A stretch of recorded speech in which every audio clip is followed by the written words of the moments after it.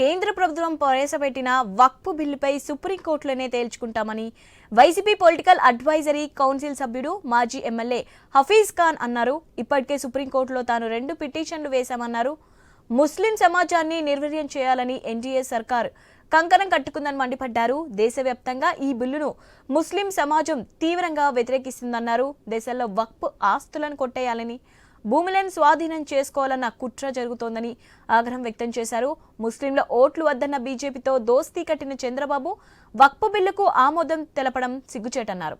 అంతేకాకుండా వైసీపీ సైతం రాజ్యసభలో ఆమోదం వ్యక్తం చేసినట్లు దుష్ప్రచారం చేయడం దిగజారుడు తనానికి నిదర్శనమన్నారు. వక్ఫ్ చట్టం పైన ప్రతి ఒక్కరూ మాట్లాడుకోవడం జరుగుతుంది. వేలాది మంది బయటికి వచ్చి నిరసన తెలపడం జరుగుతుంది. నెల్లూరులో ఉండని, కడపలో ఉండని, అనంతపూర్లో ఉండని, మరియు నర్సరావుపేటలో ఉండని, నంద్యాలలో ఉండని, ప్రతి ఒక్క నగరంలో కూడా ఈరోజు వేలాది మంది ముస్లిం సోదరులు వక్ఫ్ చట్టం పైన వ్యతిరేకంగా నిరసన తెలుపుతున్నారు. కానీ తెలుగుదేశం పార్టీలో ఉండే నాయకులకు మాత్రము మా మనోభావాలు అర్థం కావడం లేదు. ఈ చట్టం వల్ల ఎలాంటి నష్టం జరుగుతుంది అనేది అర్థం కావడం లేదు.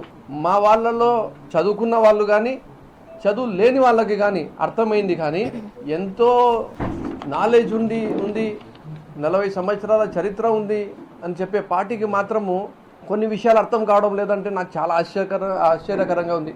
నిజంగా చెప్పాలంటే ఈ చట్టం తీసుకొని రావడం వల్ల ముస్లిం సమాజానికి మేలు జరుగుతుందా, నష్టం జరుగుతుందా? ఖచ్చితంగా దీనివల్ల నష్టం జరుగుతుంది.